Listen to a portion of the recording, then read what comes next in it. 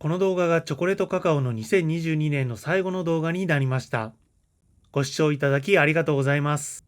今年の最初はこの鏡餅の動画から始まり、D 抹茶京都さんとのコラボ商品、抹茶のティグレなどの販売もありました。実は引っ越しなどもしていたため撮影環境が変わり、ちょっとお休みをしていた期間もありました。YouTube はショート動画にシフトしたため、なかなか数字的には厳しいものになってしまいましたが、皆さんのおかげでなんとか1年やってこれました。ありがとうございました。来年は動画のスタイルを試行錯誤するかもしれません。温かく見守ってください。来年もよろしくお願いします。